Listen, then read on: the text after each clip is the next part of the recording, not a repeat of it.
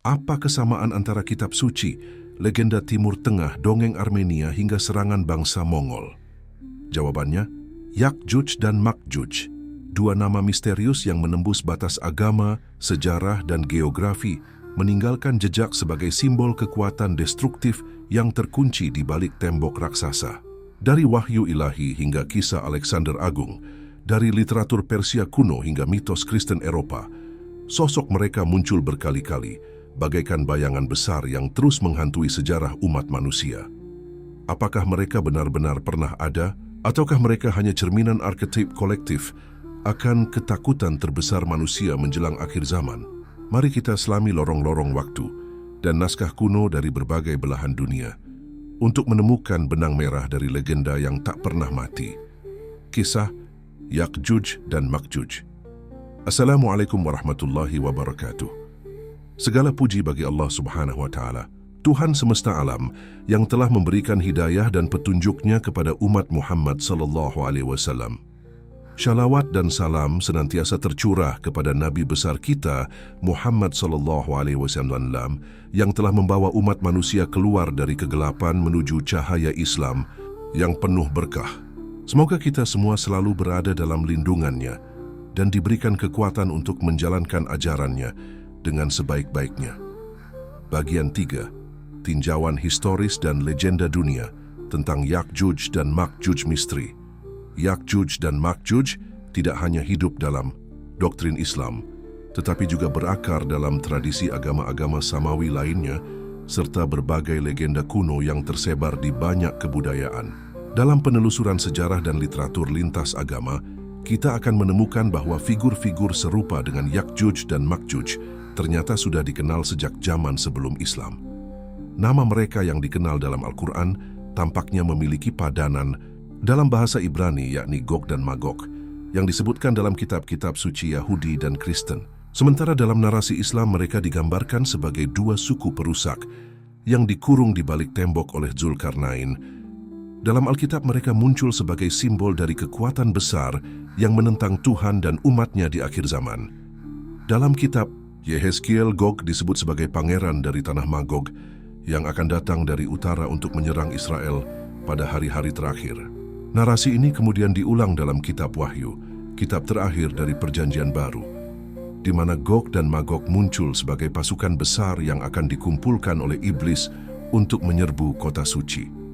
Menariknya, kedua tradisi, baik dalam Islam maupun dalam Alkitab, sepakat bahwa Gog dan Magog akan muncul menjelang akhir zaman dan membawa kehancuran besar, serta akhirnya akan dibinasakan oleh kekuatan ilahi. Perbedaan utama terletak pada siapa yang menjadi tokoh sentral yang melawan mereka. Dalam Islam adalah Nabi Isa, dalam kekristenan adalah Kristus dalam kedatangannya yang kedua. Salah satu sumber penting yang memperkuat kehadiran legenda Yakjuj dan Makjuj dalam sejarah global adalah kisah Alexander the Great atau Iskandar Zulkarnain. Menurut sebagian mufasir, walaupun tidak semua ulama sepakat bahwa Zulkarnain dalam Al-Quran adalah Alexander yang agung, tradisi Islam klasik banyak yang menyamakan keduanya. Dalam catatan sejarah Yunani, Alexander dikenal sebagai penakluk yang menjelajah dari Makedonia hingga ke India. Namun dalam banyak teks apokrifal, ia juga dikisahkan membangun tembok besar untuk mengurung bangsa liar yang mengancam dunia. Legenda Alexander dan temboknya ini sangat kuat pengaruhnya dalam karya-karya literatur Timur Tengah, Persia, dan bahkan Eropa. Dalam Alexander Romance, sebuah karya sastra populer pada abad pertengahan yang diterjemahkan ke banyak bahasa dan dikembangkan di berbagai budaya, diceritakan bahwa Alexander menutup bangsa perusak di balik gerbang, besar dari besi dan tembaga di antara dua gunung. Bangsa itu digambarkan sebagai bangsa liar yang rakus dan kejam, sebuah narasi yang sangat mirip dengan kisah Yakjuj dan Makjuj. Dalam versi-versi Eropa Kristen abad pertengahan, bangsa itu dikenal sebagai bangsa Scythians atau bahkan Huns, dua kelompok barbar yang memang secara historis pernah menimbulkan kerusakan besar di Eropa. Beberapa sejarawan Muslim dari zaman keemasan Islam juga menulis tentang keberadaan tembok tersebut dan keberadaan bangsa yang terkurung di baliknya.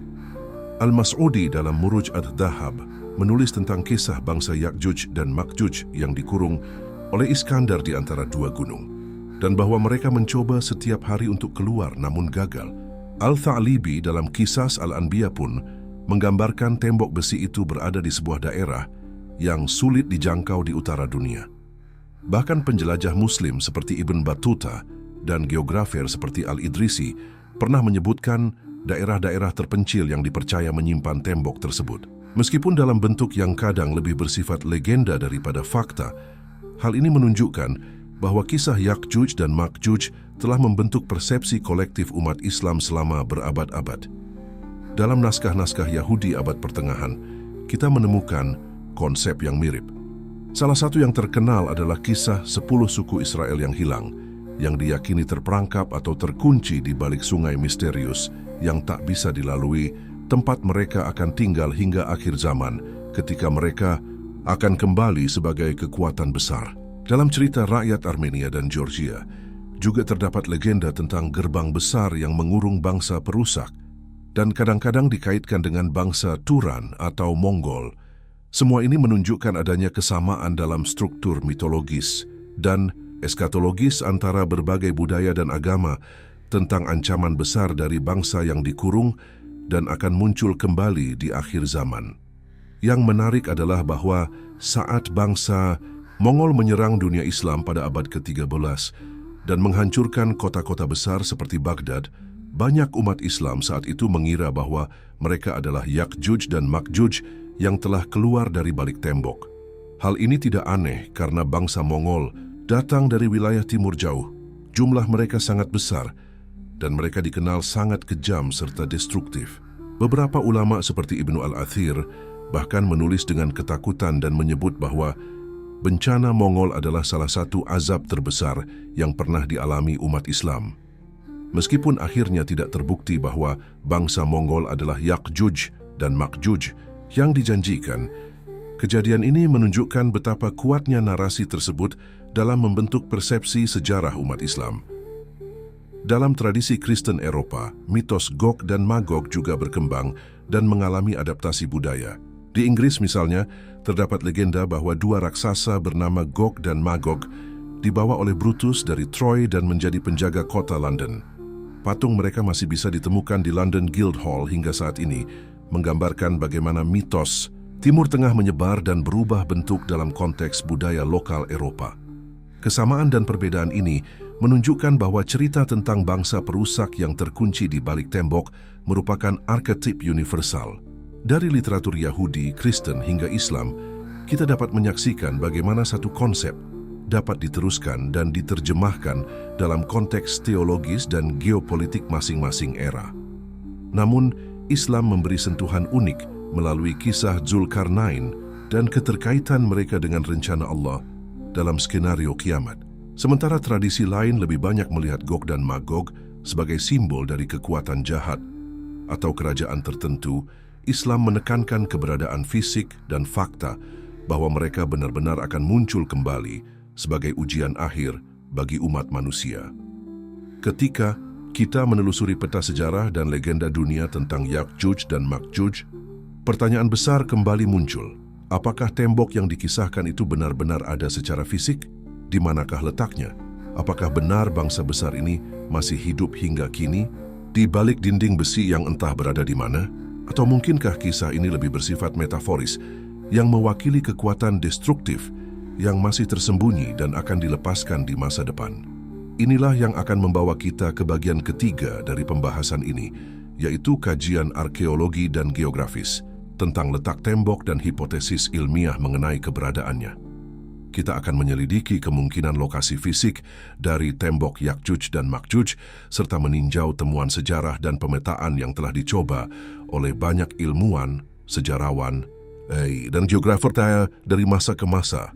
Bagian 4. Tinjauan keagamaan Islam tentang Ya'juj dan Ma'juj di dalam khazanah Islam.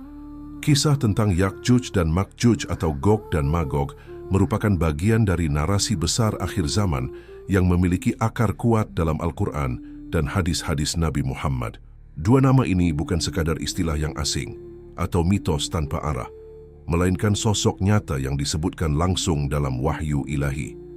Pembahasan tentang mereka paling dikenal melalui surah Al-Kahfi ayat 93-99 dalam kisah sang penguasa agung bernama Zulkarnain, serta disebutkan kembali secara lebih ringkas dalam surah Al-Anbiya ayat 96 dan 97. Kisah dimulai ketika Zulkarnain, sosok penguasa yang diberi kekuatan dan kekuasaan besar oleh Allah, berkelana ke berbagai penjuru dunia. Setelah mencapai matahari terbenam di tempat yang berlumpur hitam, ia terus melakukan perjalanan hingga tiba di antara dua gunung.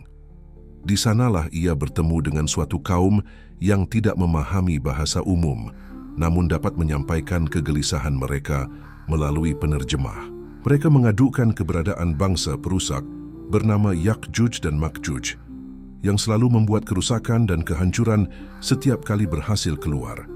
Kaum tersebut lalu meminta Zulkarnain membangun benteng atau penghalang agar dua bangsa itu tidak lagi bisa menembus dan menghancurkan wilayah mereka. Dalam narasi Al-Quran, Zulkarnain kemudian merancang pembangunan tembok raksasa dari besi dan tembaga. Ia meminta penduduk sekitar membantunya, hingga akhirnya terciptalah sebuah penghalang besar yang kuat dan tak bisa didaki maupun ditembus oleh Yakjuj dan Makjuj. Zulkarnain mengatakan bahwa ini adalah rahmat dari Tuhannya dan bahwa tembok itu akan bertahan hingga waktu yang dijanjikan oleh Allah. Ketika saat itu tiba, Allah akan membuat tembok itu hancur dan terbuka, dan bangsa Yakjuj serta Makjuj akan keluar untuk kembali menyebar kerusakan di bumi.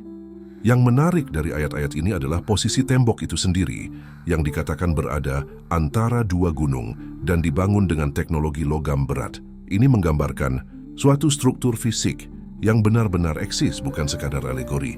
Lebih dari itu, keberadaan mereka juga bukan dikisahkan sebagai makhluk halus atau jin, melainkan sebagai kelompok manusia nyata yang memiliki kemampuan fisik untuk menggali, memanjat, bahkan berperang. Dalam banyak hadis, Nabi Muhammad menggambarkan Yakjuj dan Makjuj sebagai ancaman akhir zaman yang sangat besar. Salah satu hadis yang diriwayatkan oleh Imam Muslim menjelaskan bahwa ketika tembok itu telah terbuka, Yakjuj dan Makjuj akan keluar dalam jumlah yang sangat besar, memenuhi daratan, dan menyebabkan kehancuran di mana-mana. Disebutkan pula bahwa mereka akan minum habis danau Tiberias, danau Galilea, menunjukkan betapa masifnya populasi mereka. Dalam satu riwayat lain, bahkan dikatakan bahwa jumlah mereka sedemikian banyak hingga satu orang dari mereka berkata, "Pernah ada air di sini," seolah menunjukkan bahwa seluruh danau benar-benar kering setelah dilewati gelombang mereka. Pertanyaan besar yang sering muncul adalah, siapa sebenarnya Yakjuj dan Makjuj ini? Dalam literatur tafsir klasik seperti karya Imam Al-Tabari, Ibnu Kathir dan Al-Qurtubi, mereka dipahami sebagai keturunan Nabi Adam alaihis salam, seperti halnya manusia biasa lainnya. Mereka bukan jin, bukan bangsa gaib, dan bukan pula malaikat yang sesat. Ibnu Kathir dalam tafsir Al-Quran Al-Azhim menyebutkan bahwa mereka adalah dua suku besar dari keturunan Yafits bin Nuh, saudara dari Sam dan Ham, sehingga silsilah mereka masih berada dalam garis keturunan manusia. Namun yang membedakan mereka adalah sifat dan perilaku mereka yang sangat destruktif. Mereka digambarkan sebagai kaum yang sangat biadab, tidak memiliki nilai-nilai moral, dan sangat haus akan kekuasaan serta perusakan. Sebagian tafsir bahkan menambahkan ciri-ciri fisik yang tak lazim, seperti memiliki telinga yang sangat lebar, tubuh yang pendek, dan perilaku yang lebih mirip binatang ketimbang manusia. Namun penafsiran semacam ini banyak dipengaruhi oleh cerita-cerita Israiliyat, yakni kisah-kisah dari sumber Yahudi dan Kristen yang masuk ke dalam tradisi Islam di masa-masa awal. Para ulama kemudian menegaskan bahwa meskipun beberapa dari kisah Israiliyat bisa diambil selama tidak bertentangan dengan ajaran Islam, kita tetap harus berhati-hati dan tidak menjadikannya sebagai sumber utama. Karena itu, gambaran fisik Yakjuj dan Makjuj yang terlalu fantastis atau berlebihan seringkali tidak dianggap mewakili pandangan Islam yang murni.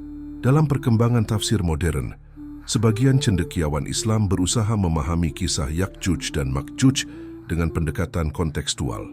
Misalnya, mereka mempertimbangkan kemungkinan bahwa kisah ini juga memiliki dimensi simbolik atau metaforis. Akan tetapi, banyak pula yang tetap memegang tafsir literal karena kuatnya lafaz Al-Quran yang menunjukkan keberadaan fisik dan nyata dari tembok serta bangsa tersebut.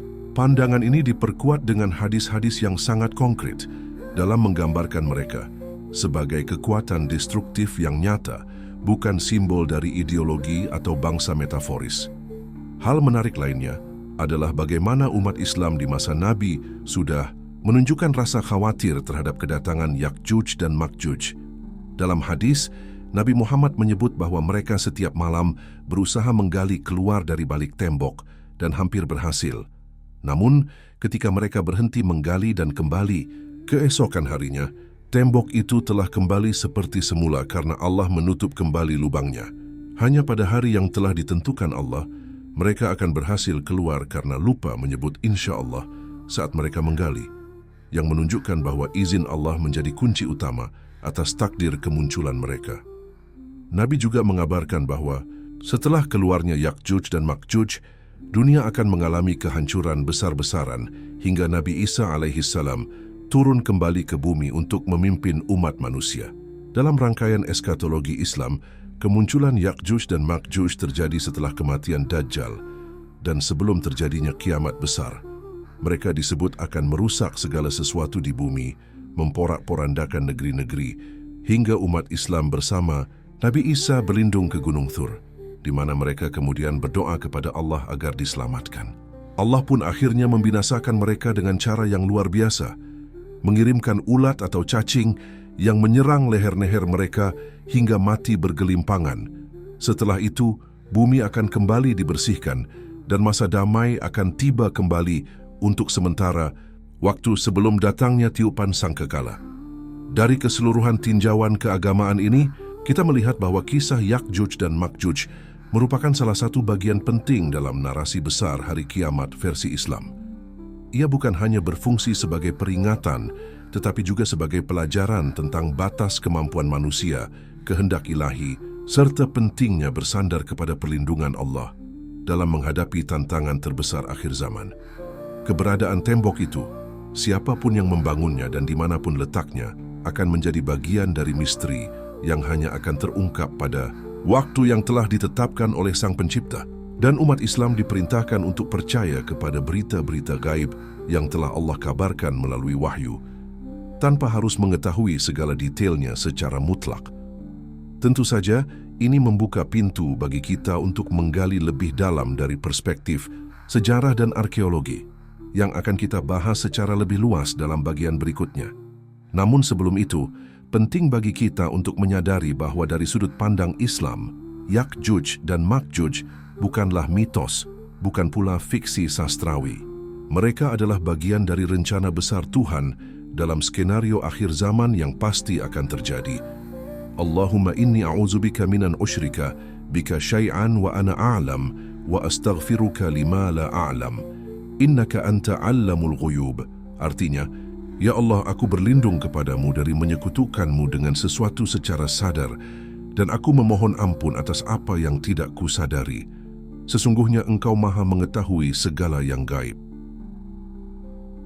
Pernyataan, semua rangkaian gambar di cerita ini sepenuhnya adalah ilustrasi belaka, bukan gambar asli termasuk tokoh yang ada di dalamnya. Semoga kisah ini dapat menjadi pengingat untuk menjaga keimanan dan menghindari niat buruk dalam hati. Terima kasih telah mendengarkan cerita ini. Jika Anda menikmati cerita ini, jangan lupa untuk meninggalkan komentar, like, dan subscribe. Sampai jumpa di cerita menarik berikutnya. Wassalamualaikum warahmatullahi wabarakatuh.